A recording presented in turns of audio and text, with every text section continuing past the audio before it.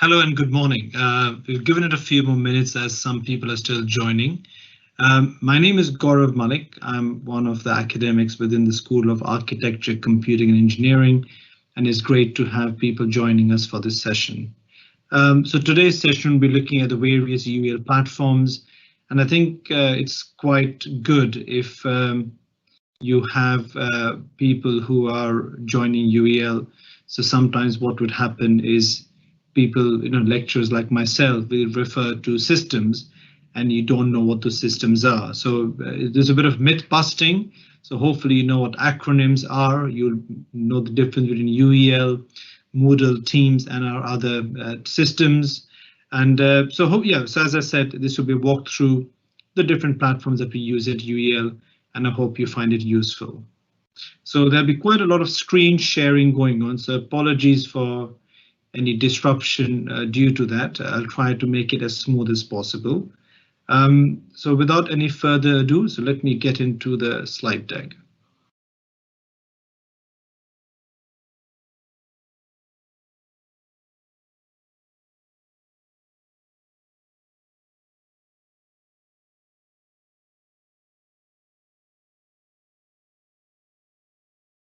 Right, so as I said, the meeting is today's session is about talking through the various UEL platforms for learning, teaching, and communicating.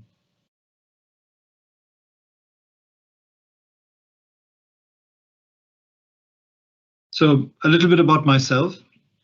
My name is Gaurav Malik. I'm the course leader for the cloud for the MSc Digital and Technology Solutions program. I'm also module leader on the MSc Computing program. I'm an AWS Cloud Ambassador, one of those rare breed around the world. My research interests include computer science education, smart cities, and cloud computing. So as I talk you through the various platforms, I've also tried to include some pictures of the campus as well for those of you unable to join us in the real world yet. We look forward to seeing you soon in person. So this is how you get to the UEL campus using the Docklands Light Railway. So we're based at the Cyprus DLR. So that's the train station, not the country, right? So just to make a point there. But the weather is sunny over here, just like the country itself.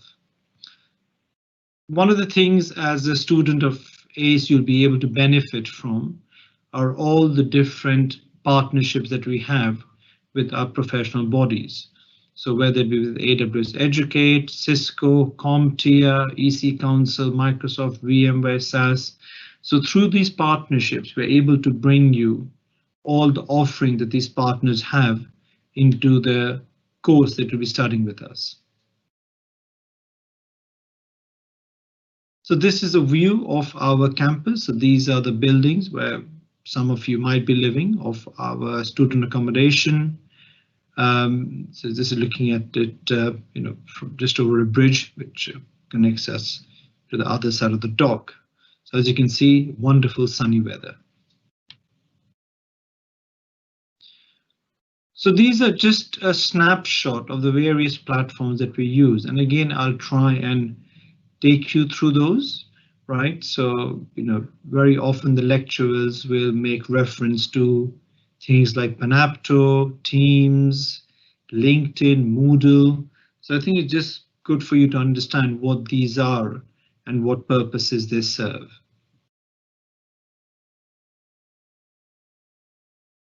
This is a picture from one of our computer science labs, right? So I've tried to break the platforms down into different categories. So I would call one of them group to be administration. So this is how you look after and you ensure that all your information is correct.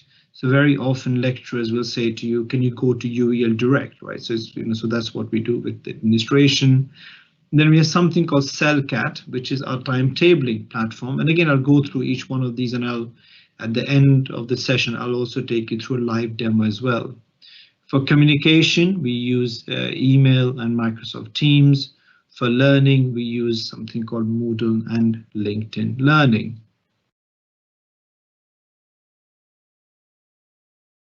Again, a picture of a plane taking off from London City Airport, which just happens to be on the opposite side of the dock as you're standing on our campus.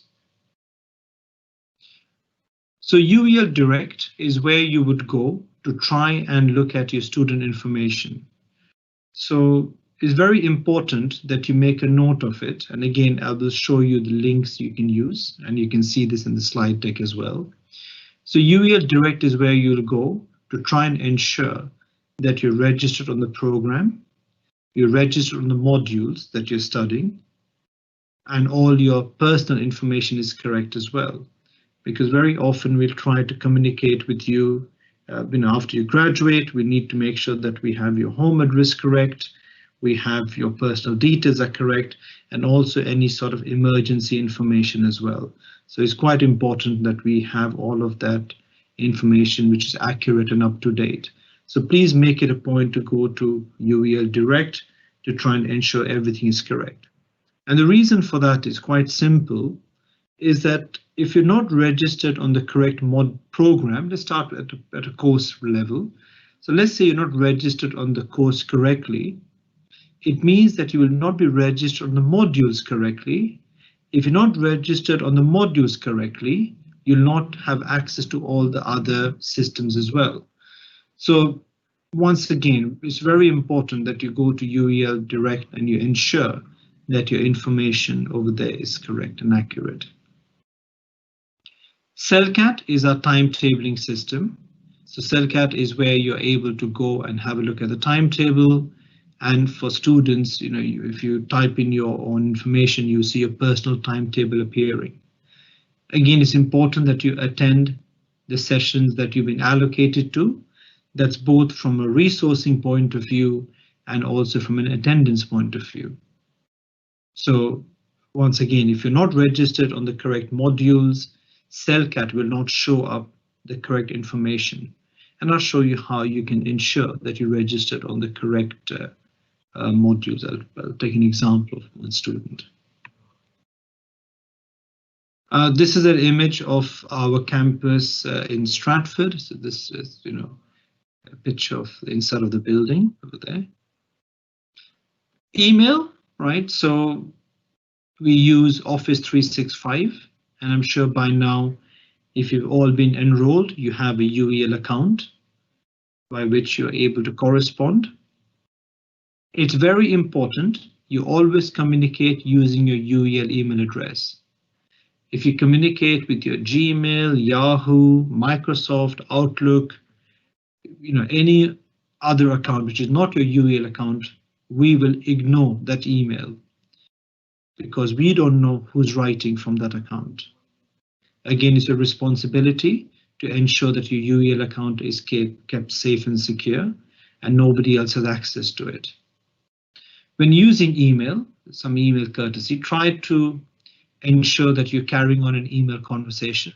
So sometimes it can get quite frustrating if we start a conversation and each email starts off with a blank message. So again, we do not know what the context of that email conversation is. And this is no different to how you'd be conversing with somebody else using email. So two things to take away from here. Always communicate using your UEL email address. Any other email will be disregarded.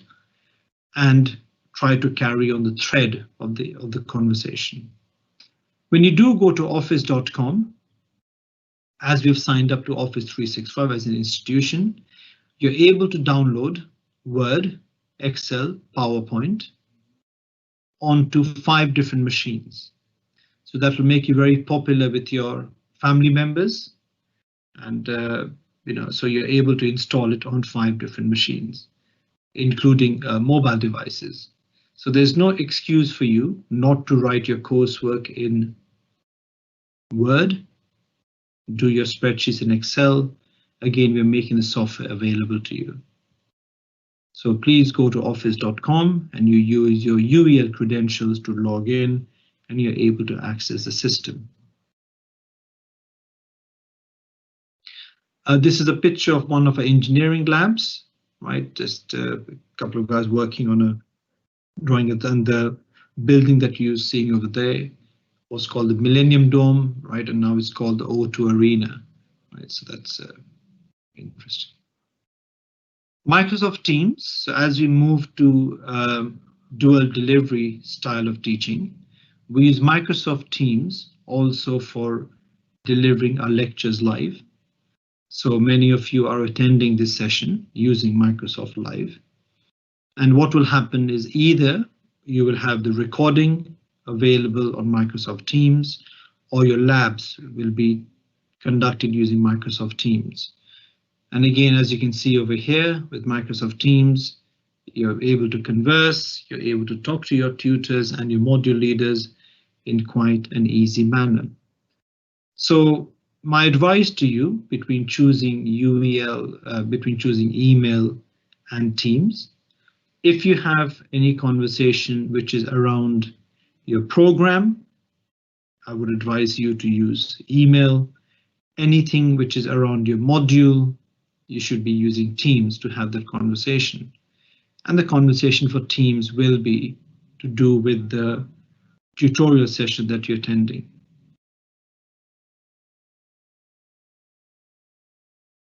So this is how Microsoft Teams was set up for a module that I taught in the last academic year, right? So during the lecture time, the lecture was delivered live on Microsoft Teams.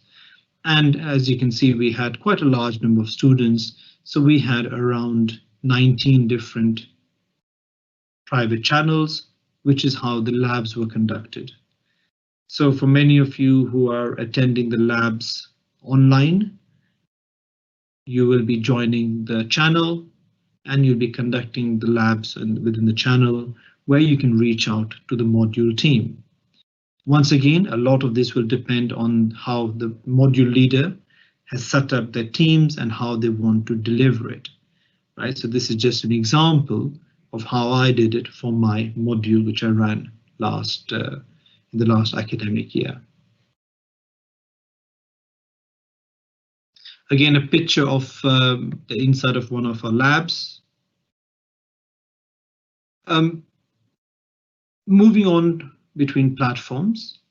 So very often we'll say go to Moodle, right? So Moodle is our virtual learning environment, a learning management system. Again, we use these words interchangeably. And this is where you will find all your lecture slides and content. Now, Moodle and Teams have a closer relationship than Teams and email. So for every Moodle site for your module, so every module will have a Moodle site. From that Moodle site, you can go to Teams, where you can attend the lecture, carry out the labs. And from the Teams site, you can go back to Moodle, right? So Moodle and Teams have a very close relationship. So when you're looking at your registrations, ensure that you have access to both the Moodle site and the accompanying Teams site, because Teams is where you'll be carrying on that conversation between you and the module leader. So it's important that you have access to both. If you don't have access to it, reach out to your module leader who will be able to help you.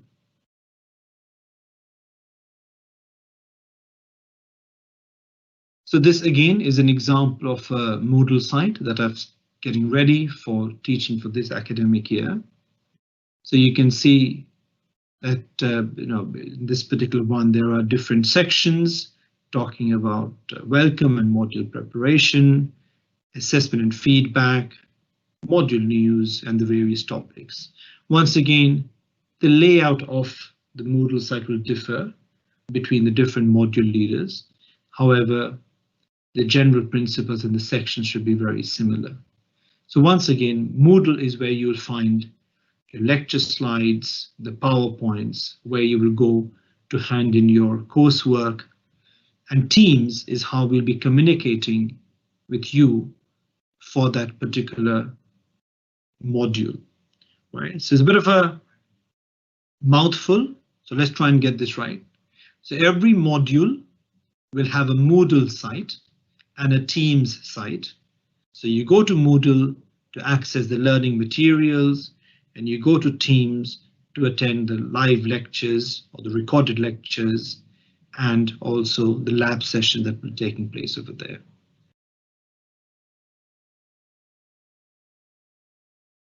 So again, a lab being carried out in one of our labs, the computer science labs. Then we have our library and learning services. So as a UEL student, you have access to our labs, which, our library, which are both at Docklands and at Stratford. And what you will find in the library, there are a lot of resources available. So what I'm going to do now is I'm going to play a recording made by our subject librarian, who's Nick. And this was the recording which was done when we had one of our induction sessions. So if you can please bear with me while I try and switch screens, and I shall be able to do that for you.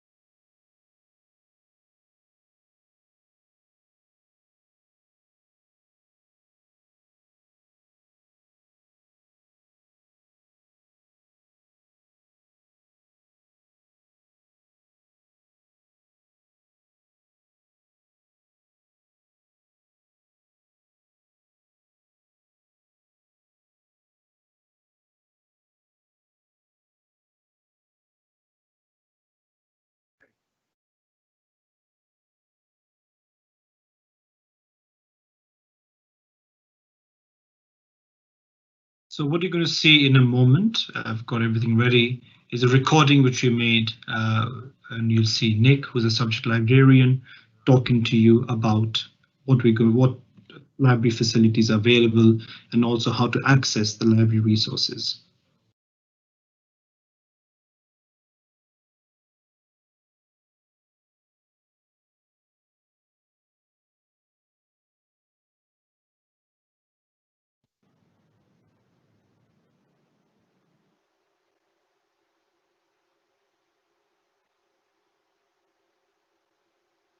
Without any further ado, ladies and gents, I'd like to pass on to the brains behind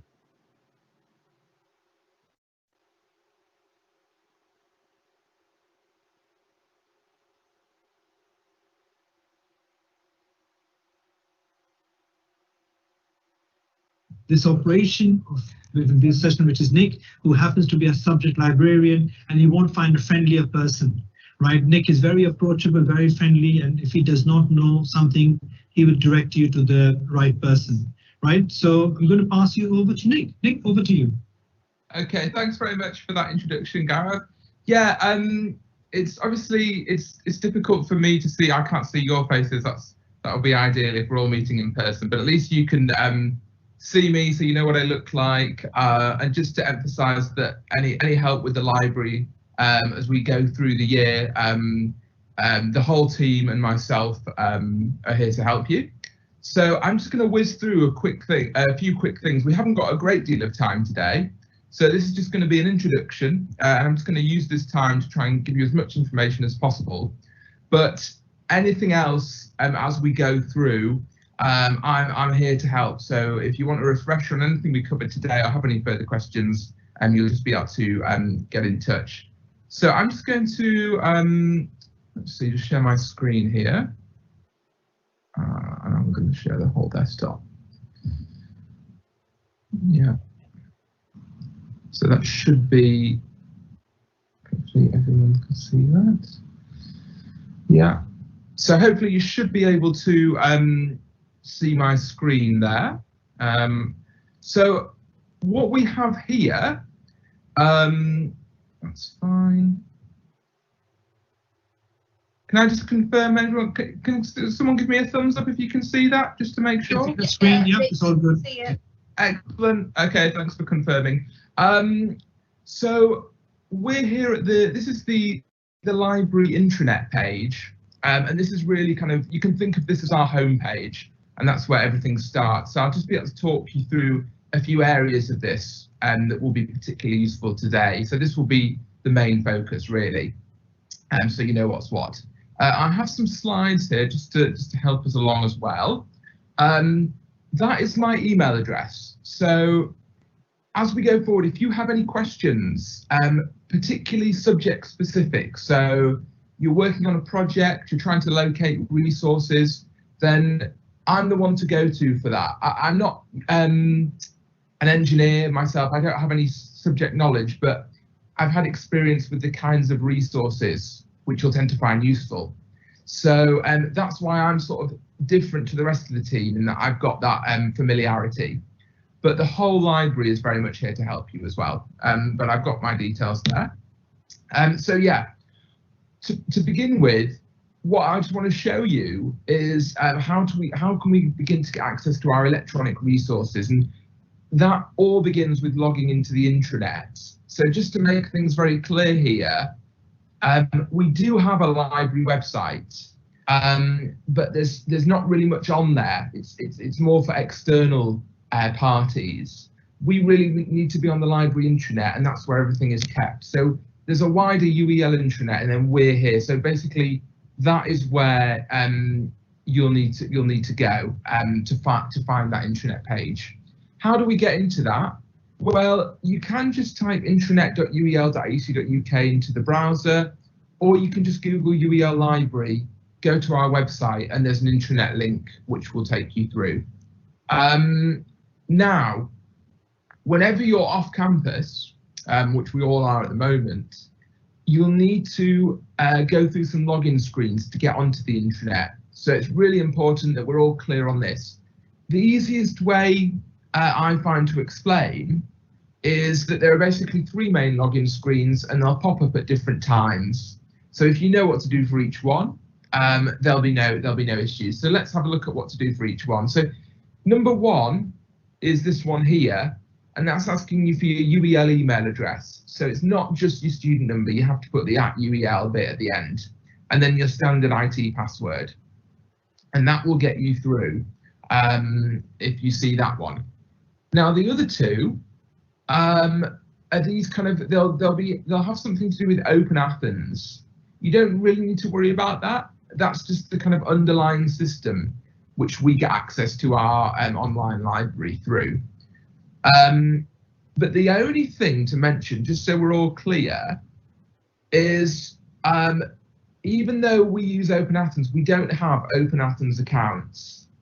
So if you ever see a screen like this, which is giving you the option for an Open Athens account, just do the other option. So just ignore that, and what we will go for is the other one. So if you see this box, you would just type in University of East London, and we drop down there and you click.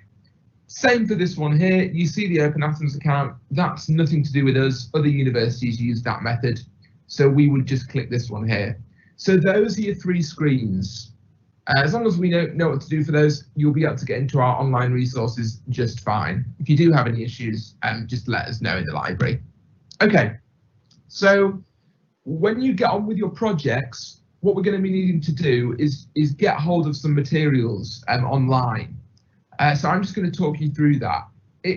So basically, all we're basically doing today is getting some keywords, some search keywords. So that might be engineering, or a particular kind of structure, or a particular kind of property or material. And I'll get probably in later on in the term, we could talk about a bit more about how you use keywords effectively, but we're just briefly touching on this for now. But basically, you'll get these keywords, and there's two main places where you can put them. The first one is you can put them into library search, and that's where you'll be able to find books and ebooks especially. But you can also put them in our databases, and that's very good for what's called journal articles. So let's just have a look at that now. If you were to go into library search, and I was to type in a keyword, so GIS, for example, Geographical Information Systems, or whatever it might be, we will see in the results something like this. You might see a book there, so something might come up like this, like Geographical Information Systems and Science. And what we can see is that this book is available in print and online. I'm just going to make sure no one's got any questions on the chat there. Yeah, so the reason why we can say that is because this bit says available online. So that is the hallmark of an ebook. So if you see that, it's an ebook. If you see this one, available at, that's print. So that's how you know the difference. And you'll also see sometimes in library search is a journal. So and you know that because it actually says journal. So that's kind of what our library catalogue does. I'll just demonstrate that for you live. So here's the library intranet. Here's library search. And if I were to try principles of engineering,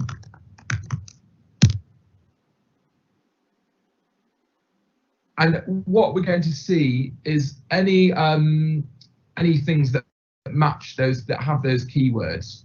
So obviously, if you change the keywords, you'll change the results. There's a little chat thing that pops up here. So if you ever need a hand, you can just open that up. But I'm going to leave that for now. And as you can see, that's brought an ebook there. That's brought a print book. So it's all mixed in. And I'll just show you. The ebooks sometimes work slightly differently to access, but this one here, and so just hopefully what you'll be able to appreciate is if your tutor gives you a particular book, just put in the title and you can locate that book. But if you're just interested in a topic, you can put in that topic and it will find results on that topic. But I click available online there, and then view full text,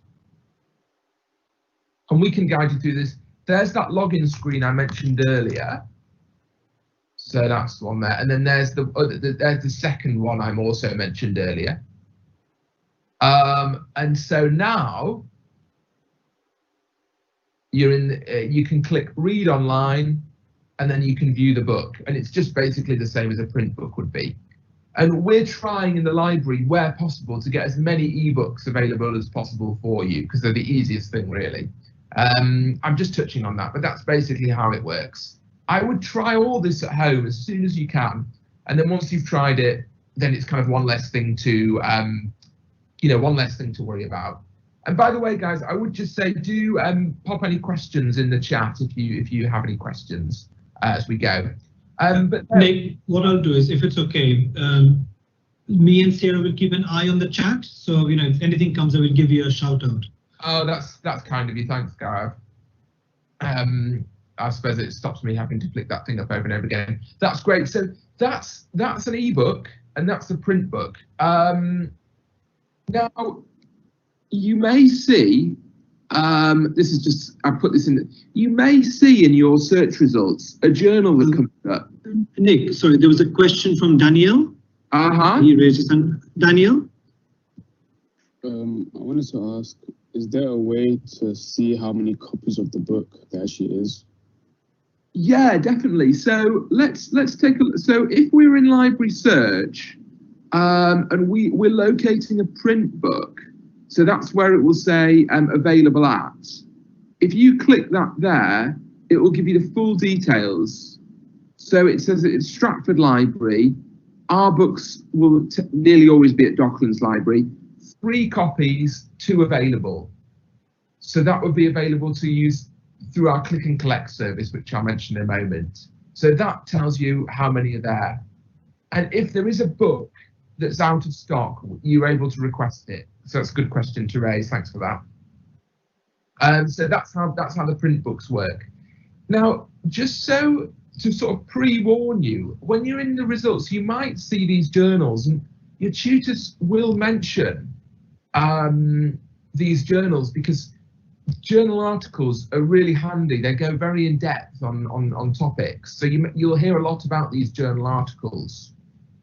But all I'll say for now is I wouldn't worry about searching for a journal within library search, because if this journal looked up my street, renewable energy, I could have a search through it. But I'd be only searching through that one journal, and I'd find all the articles that were published in this journal, this magazine called Renewable Energy. But we actually have a better way than that, really, which is to use our databases. So instead of going into library search, where we could do that for print books and e-books, if we go into our databases, each database that we have, you can think of as one of these sacks, and each bit of pasta or grain is an article within them. So if you go into one database, you could put in a search for, say, renewable energy, and it will find articles from many, many journals, sometimes thousands of journals all at once. So if you're searching within a database, that's the best way to look for journal articles, really, rather than the journals in library search. I hope that makes sense. So let's have a look at actually how we do that. So we're going into the number 3 here. We've done library search, but we're taking a look at the databases now. Now, the thing is at UEL, because we're such a great library, we've got all these different databases, all for you to use, but not all of them are for your subject area. So there's maybe about 100 databases, and some will only be good for like art history or something like that. So what I want to do today is show you which are the best ones to use. And the way I would do that is if you go to the library intranet and just click this subject support link here, and then you can choose your subject area, and it will give you a recommended list of the most helpful databases. So if I was to go to the library intranet, finding resources, support by subject, and then I was to choose civil engineering, construction management, we'll then get a kind of cherry pick list of the top databases. And I could go into one of these, for example, and each one, so 1, 2, 3, 4, 5, 6, 7, 8, 9, 10, those are all these if you see what I mean. So each one it's like its own library in itself. So that's what the databases are. Each one is like an online library. So I could choose one of those. So ICE, for example, and I could log through to that. 1 moment. Try that. Oh, sorry, that link's broken. 1 moment. We're just doing some work on the links this week, so it might be that. Let's just go through to IEEE. So I'll try that one. No, yeah. I'll go through the main way. Basically, use this subject support page to identify these databases. The link is obviously just down at the moment, but if by any chance the link happens to be broken, which it never normally is, but I think they must have been working on the links today, you can then just go from the library intranet to our databases link, and you can navigate through it there. This is a bit of a long way around. You'll normally be able to go direct, but if the worst comes to worst. So, and there we are with ICE Virtual Library. So that's one of our really good databases. And if I was just to click there off campus, and we'll then arrive at something which all the databases look a little bit different, but you can always just enter your keywords in as before. And what you will find is lots and lots of results, which are by and large accessible online. So for example, I could search all through these results, which will often be these journal articles. And if I was to click something here, and then if we like the look of it, if it's one that we have access to, you can actually just download that from off campus remotely wherever you are. Let's just see here. So if I was to say be interested in this one here, I would click this one there, and then we can open it up. Now, just to warn you, some of the databases, some of the content on the databases isn't available to download straight away. There are things we can do in that case. I'm just keeping it nice and simple today. A lot of it is, and some of it isn't. So if there is something that you're not able to access full text straight away, just let me know and I can guide you through that. But here we're able to just download that PDF and then view that article online. So in a way, the databases are a bit like ebooks in that you can access the thing online. So, and this is some of the material that we've got from ICE Virtual Library. But as I say, we've got lots of different databases at UEL, and the recommended list is all in this subject support page. So if you go to civil engineering there, we've got the recommended list. I do apologise, this link seems to be dead today. I'm not quite sure why that is, but in any case, this will tell you which are the top databases to use, and then you can navigate through and locate electronic material. I'm just going to whiz on. I would basically say, everyone, try and do that as soon as possible. Try and access an ebook. Try and access an article in one of the databases, and then you'll get the hang of that. Okay, so that's a bit about our e-resources. Just to quickly mention, I'm really giving these pride of place in this introduction because our e-resources through our databases and the ebooks are all very high quality. If you're using the wider internet, that isn't necessarily the case. There's a lot of poor quality material out there, and telling the difference can be quite difficult.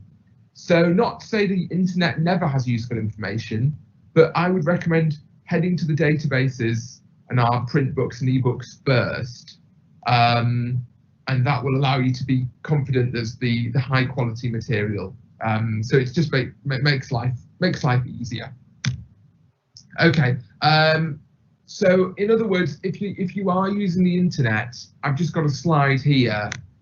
The major point here is when you're on the wider internet, look for some sort of content quality filter. So perhaps a reputable website where they employ professional editors, or maybe the website of a professional engineering body where you can be confident of the quality. In other words, you have to be a bit more careful when you're using the internet. So I just wanted to mention that to you guys now. Okay, so the physical library is obviously an important part of the library because it's where all our print books are kept especially. So what I want to do is just flag up this particular page of the library intranet, which is the reopening of libraries update. And it might change the name as we go through the term, but this is what we're keeping for now. I would just encourage you to keep up to date on this, and also keep up to date on our social media, Twitter, for example, because we'll be announcing things on there. This just gives you tells you about our opening hours. So what we're running now is a click and collect service and a book return service, currently with these opening hours, and we're looking to expand this as the term progresses. So what you will be able to do is, if you see a book that you want and it's in print, so as the gentleman asked earlier, what happens if there's a print book? This just gives you the instructions of how to use the click and collect service. You basically need to sign into Library Search and place a request. And then we will let you know when it's ready, and then you can come and collect it. And there's the details here. And similarly, when you are finished with the book, you'll be able to return it, and we have a drop-off point.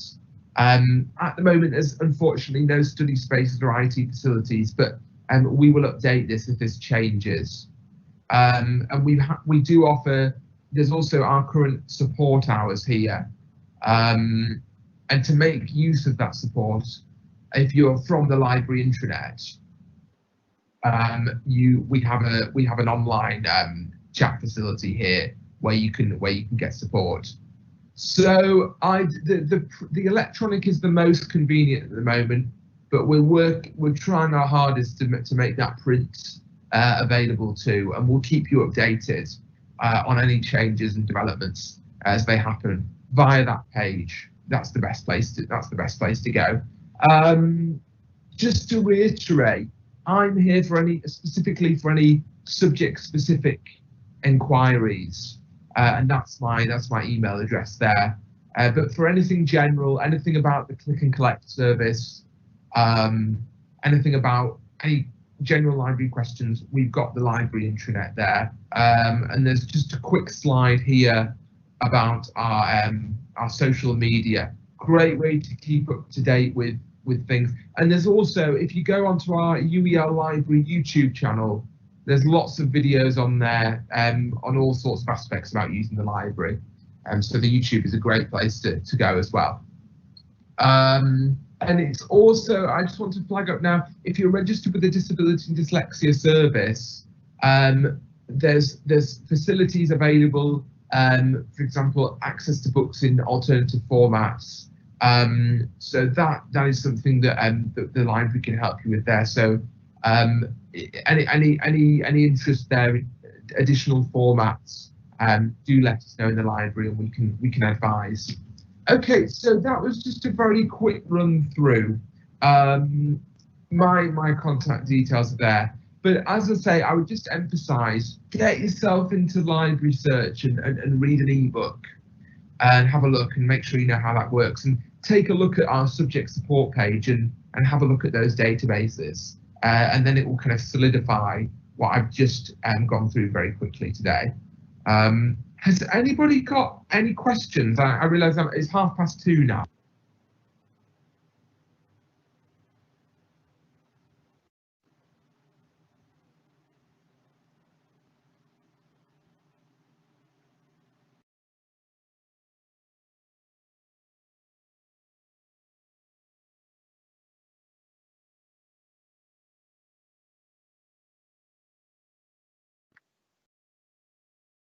Right, hello again. So I hope you found that useful. So the library is one of those resources that we expect you to be using quite a lot. And as Nick pointed out, so it's not just access to the physical library, but all the different journals, publication, books that you get from the library as well. So we're going to carry on with the rest of the slide deck and talk you through the different resources and platforms. So just bear with me for a moment.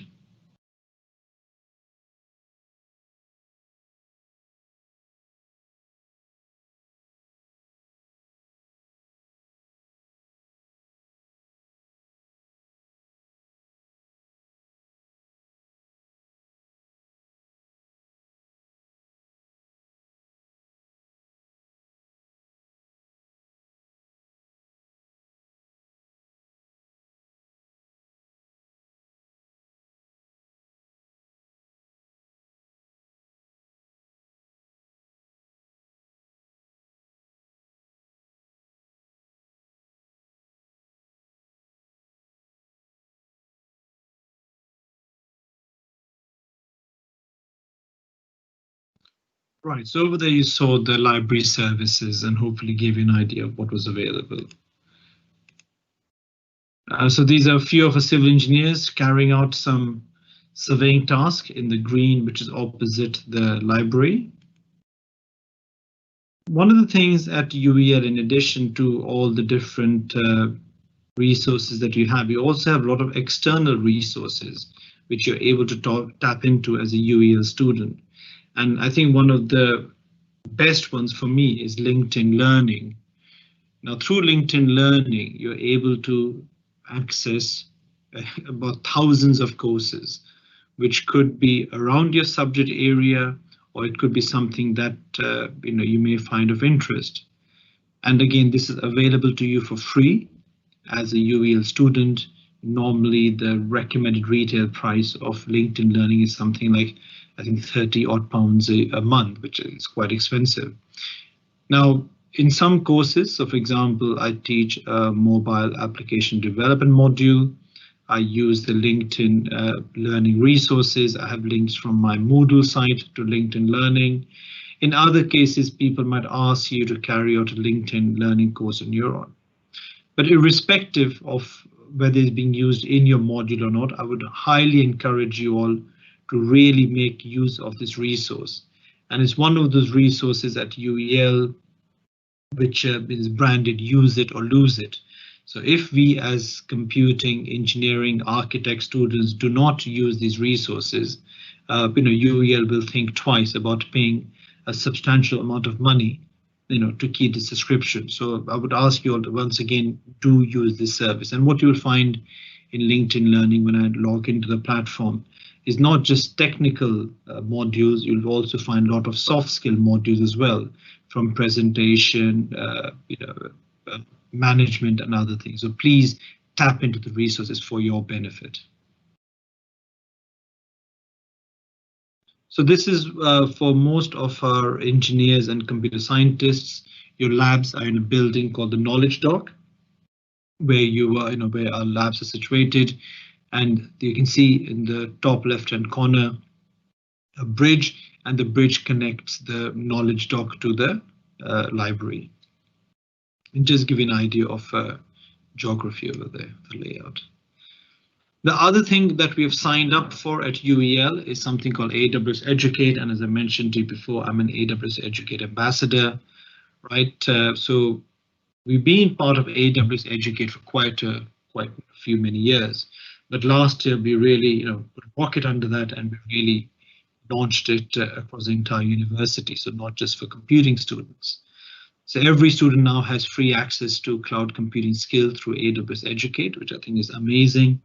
And what I'll do is I'll run a short video again on how you can use AWS Educate. So once again, please bear with me as I go to the different screens.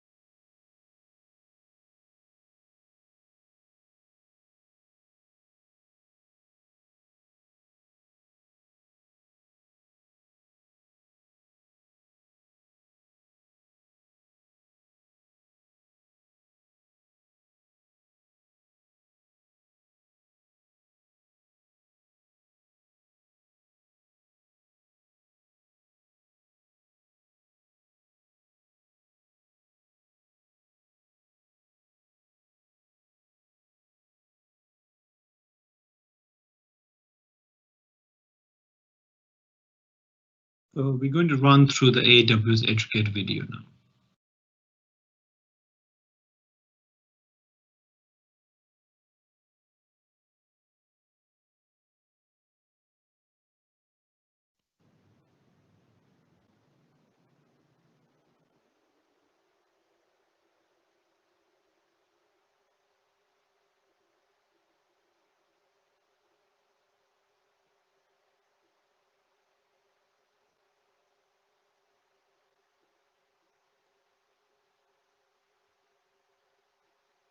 Hello, my name is Gaurav Malik. I'm a senior lecturer in computer science, and I'm going to be helping you understand what is AWS Educate and help you get started with AWS Educate. So I need to share a few slides and play a few videos, and hopefully at the end of it you get a better understanding of what AWS Educate is and how you can use it for your own studies.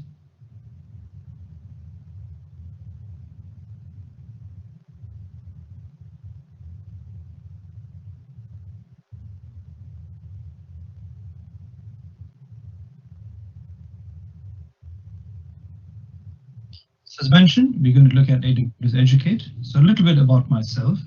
So my name is Gaurav Malik. I'm the course leader of the BSc and MSc in Cloud Computing, and I'm also the course leader for the BSc and MSc Digital and Technology Solutions. I module lead the Cloud Computing module, which is one of the modules on the MSc Computer Science programs and is shared in our postgraduate portfolio.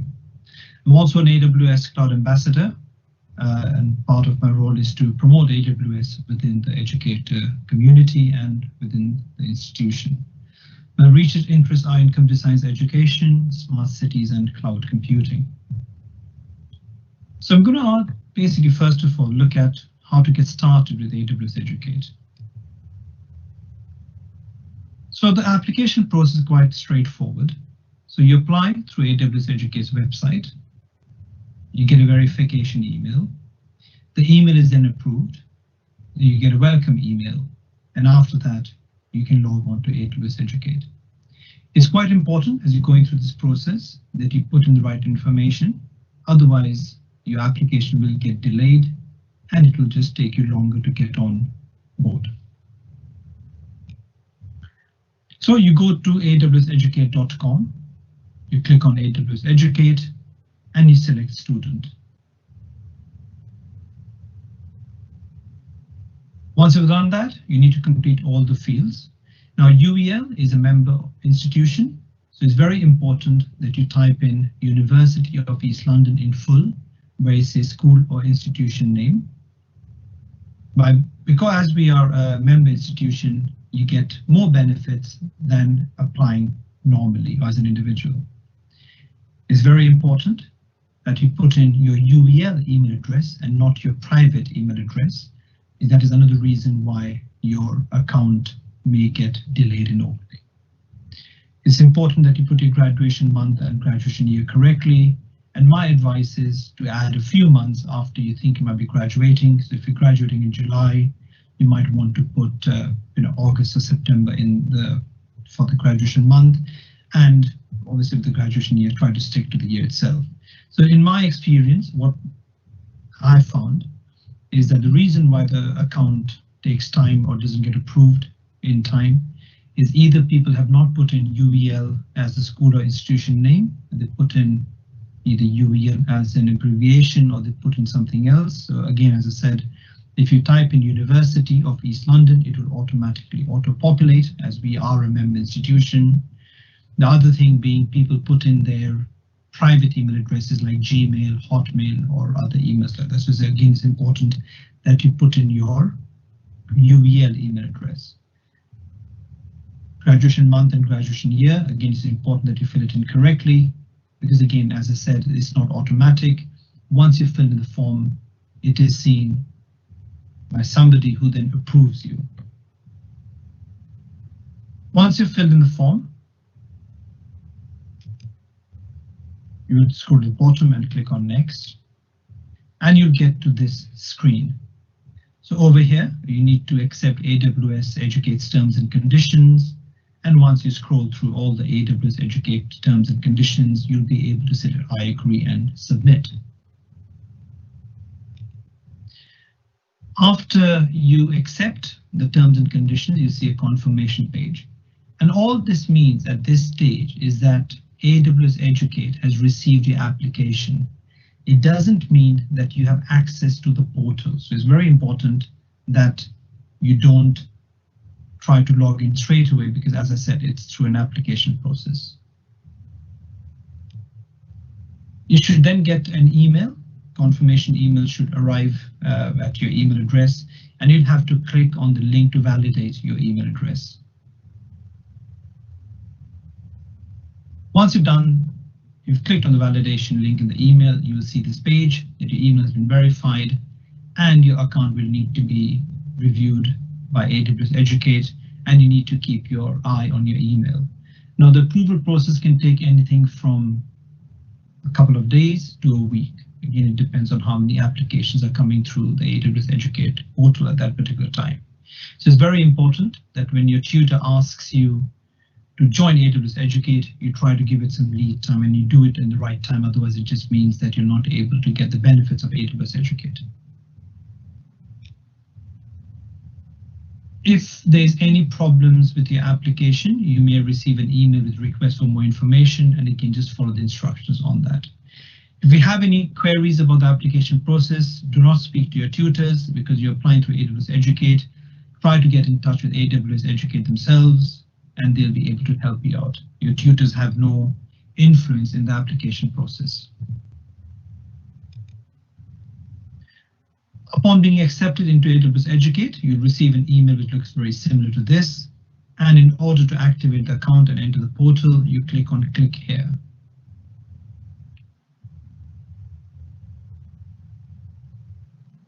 On your first login, you'll have to set a password. Again, it's important that your password meets the requirements, and do ensure that you do remember what your password is.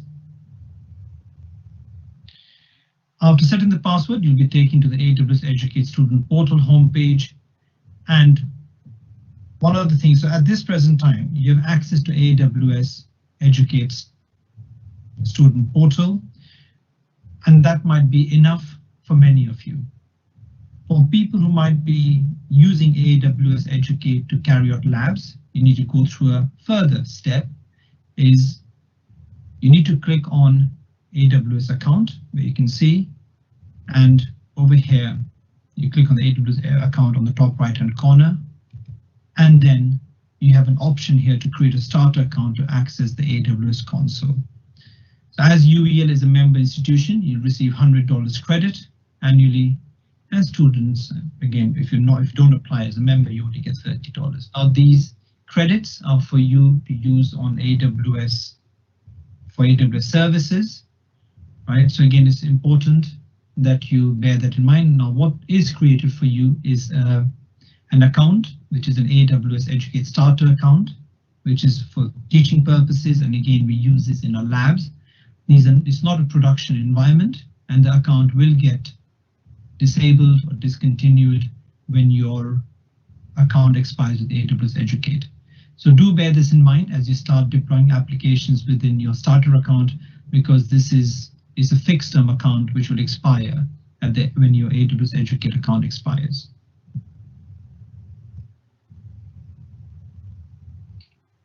So now I'm going to share a bit of information about what you can see in AWS Educate.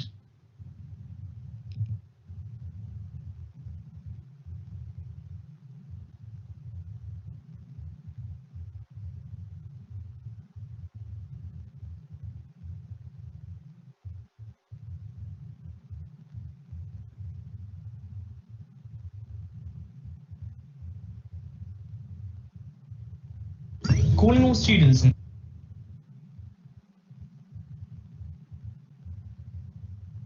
seem to have lost my taskbar. Just bear with me for a second, please.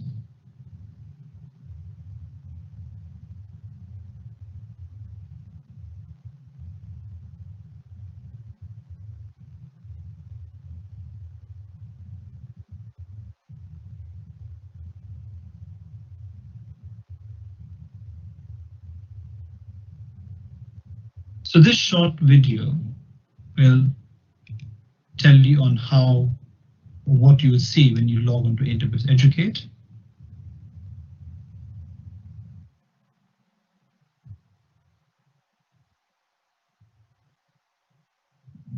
Hello and welcome to the AWS Educate student portal.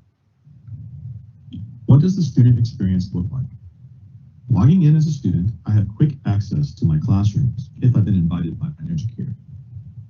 I have access to a portfolio where I, as a student, may collect and share my experiences with recruiters for a job and or internship opportunity. A student will have access to career pathways where they may start building the key cloud skills they'll need to be successful in leading technology careers. The pathways provide 25 to 50 hours of engaging content. This is with a mix of videos, papers, labs, quizzes, and a final project to assess their learning, explore the skills they'll need in the way they prefer, and at their own pace. Students earn a completion credential for each pathway completed that they can share with prospective employers to show what they've learned. Students have access to badges, where they can unlock an AWS Educate badge in one of today's fastest growing interest areas like gaming, Internet of Things, or Alexa. Similar to the pathways, the badges can also be shared with prospective employers. Students have direct access to connect with recruiters about thousands of jobs posted to our jobs board. Students have access to their AWS account. This will take students either to their Educate Starter account, as in the case here, which is managed by Vocarium, or it will prompt them to log in to their regular AWS account.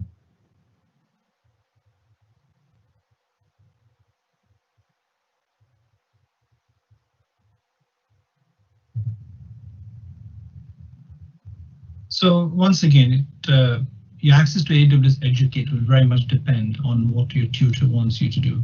So for many of you, it will be to access AWS Educate to carry out one of the pathways and to earn a badge. For some of you, it might be to use AWS Educate to carry out some of the labs. And again, they both work hand in hand. Now, when it comes to the pathways, again, I'll just share a screen with you.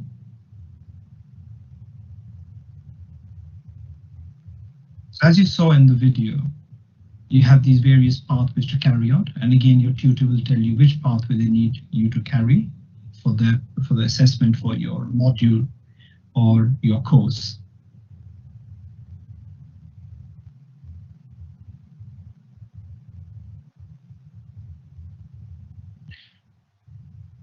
Now, what it may end up being is in a lab, which we have on our cloud computing course, students need to complete the Cloud Computing 101. So as you saw in the video, you see all the different cloud career pathways over there, and you are able to carry the Cloud Computing 101 pathway. And when you finish the course, you'll get a badge. And in this particular module, you upload the screenshot of the badge to Moodle and verify with the lab tutor. And again, this may vary on your individual module or your course.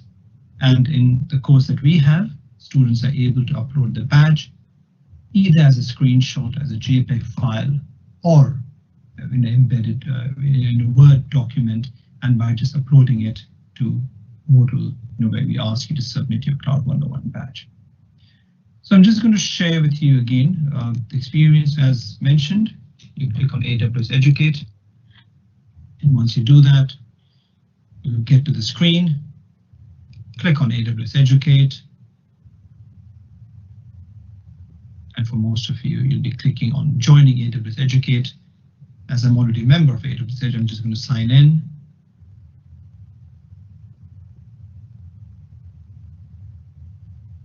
And as I said, your tutor will be asking you to do certain tasks. So please follow your tutor's instructions and all of these different things. So again, my screen will vary to your screen because I have an educator account, but more often than not, you'll be going to your professional resources. And again, this is what you saw in the video, and you'll be carrying out the different kind of courses.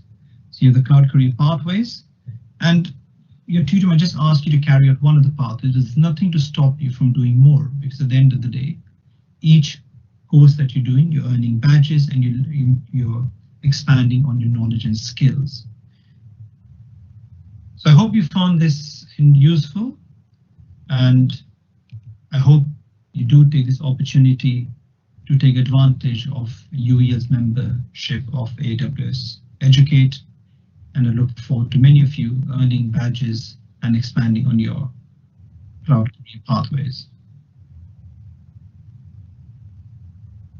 Thank you for your time.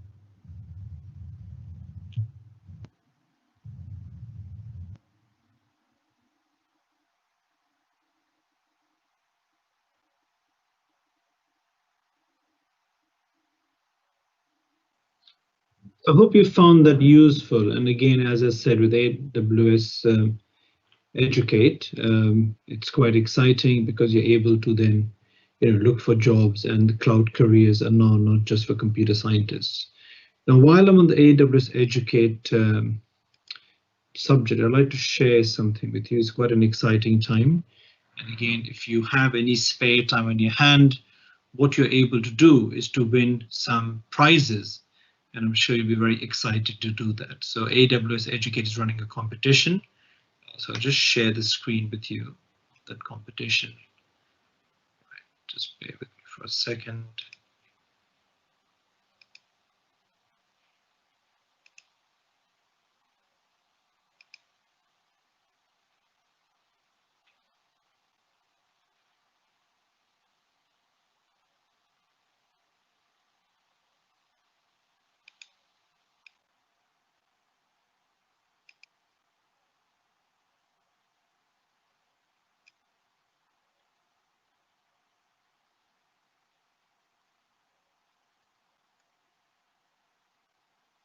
Calling all students in the UK and Ireland, register for the AWS Educate Challenge 2020.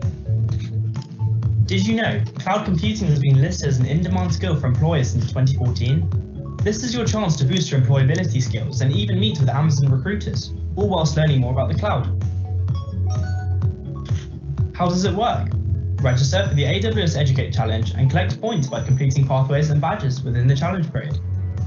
The top 30 students with the most points will win Amazon vouchers, Alexa devices, and a virtual meeting with Amazon student recruiters. The 10 universities with the greatest number of points will win the 2020 AEC trophy. Register today.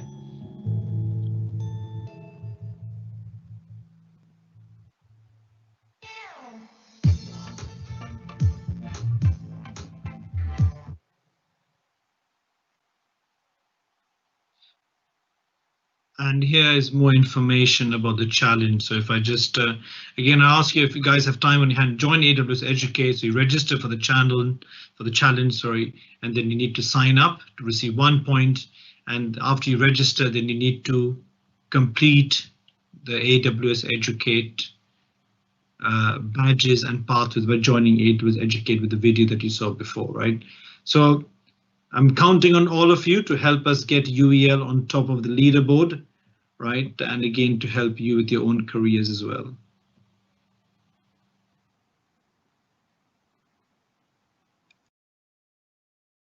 So we're going to carry on with the rest. There's only a few more slides remaining. I'm slightly conscious of time, so thank you all for your patience.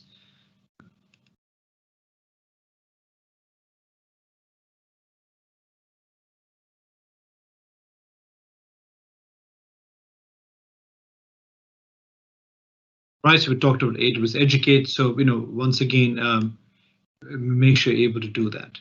This is an image of a library, which you can see, you can see the dock from there, and it's really lovely on a, well, it doesn't matter whether it's raining or not, because you're nice and dry inside. Also, for many of you, when you're looking for industrial placements, we have loads of academics helping you, as through their own network to try and find you jobs. We have an employment engagement team, a mentoring team, career coaching, academic tutoring. So a lot of people are there to help you. For those of you who are on a placement program. And this is the last couple of slides. So this is an image of our Stratford campus.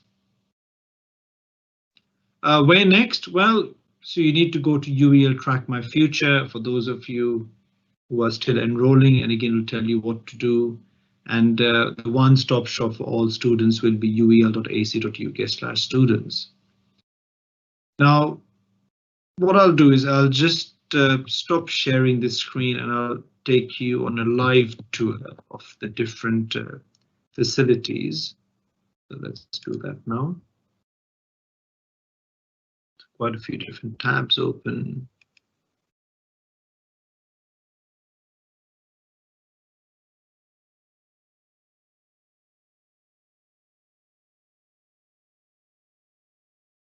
Right, so if you can see my screen, so office.com is how you will access information, right? This is what you will get when you get to UEL Track My Future. You'll have different things happening over here.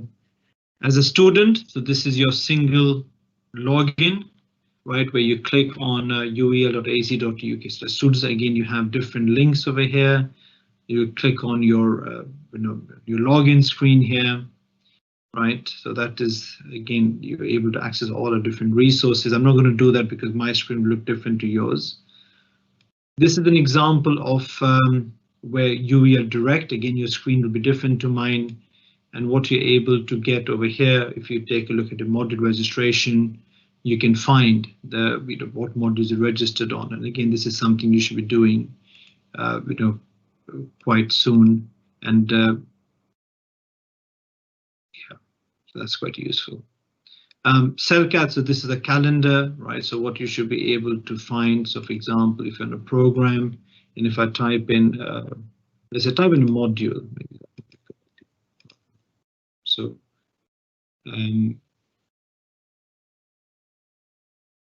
just start with the program. So computer science, and if I look at the computer science MSc September, right? So you'll have your modules appearing over here with the different sessions that they're running, and again, the module leader would have shared with you how the program has been delivered. This was AWS Educate. So again, I encourage you all to take the AWS Educate challenge to try and take advantage of it. And one of the things that you will see is if I go into Moodle, which if you remember was our virtual learning environment. Again, from Moodle, you're able to access a lot of the different resources as well, right? So for example, Teams, Outlook, and you remember I mentioned LinkedIn Learning. So if I click on LinkedIn Learning over here, using UEL single sign-on, you'll come onto the LinkedIn Learning screen or not.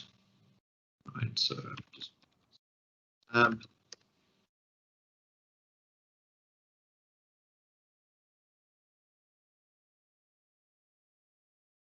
so once you've done it the first time run, you don't need to go back there. And here with LinkedIn Learning, as you can see, there's loads of courses you can do, right?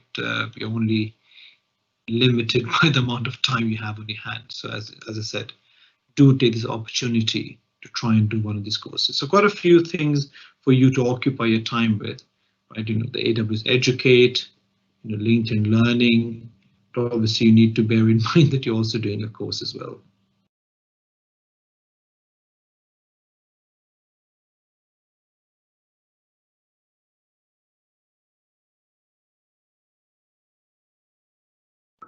Right, so I'll stop sharing that and I'll bring you back to my slideshow.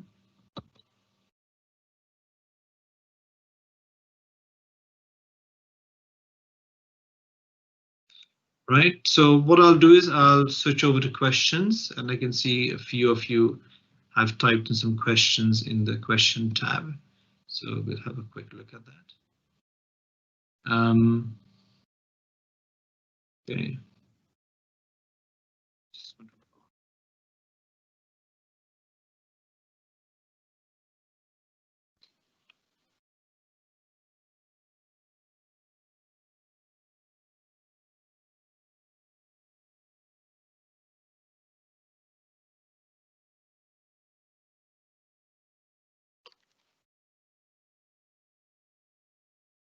So there's a question over there, when can we apply for AWS Educate? You can apply now.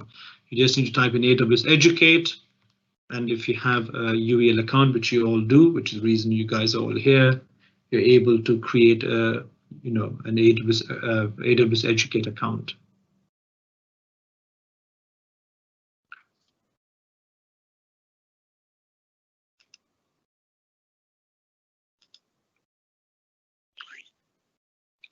I can't see any more questions. I think you've answered all the questions.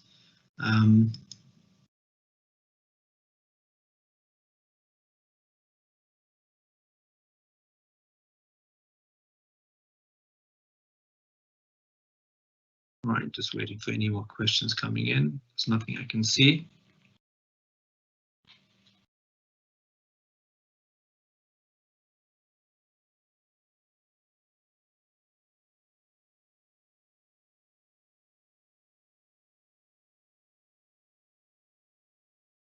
just going to send a message to Annabelle.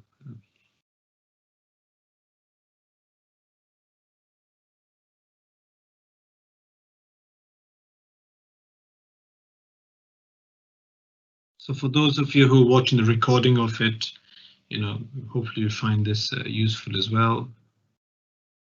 And as I said, the slide deck will be available for you to look at.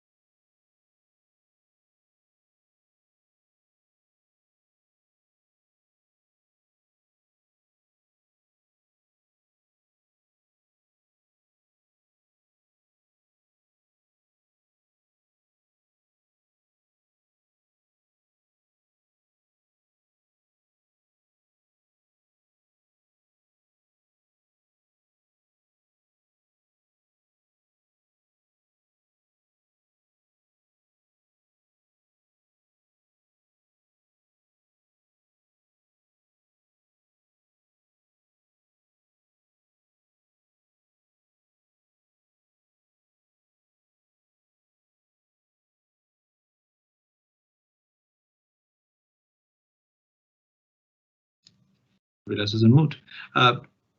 So thank you very much for your time. I hope you found it useful. I look forward to seeing some of you in the module. So it's a cloud computing module. You'll be seeing me in semester B. In the meantime, take advantage of the various platforms, whether it be LinkedIn Learning, AWS Educate. Take advantage of that. Use your time because knowledge is always useful. Yeah, thank you, and be safe and take care.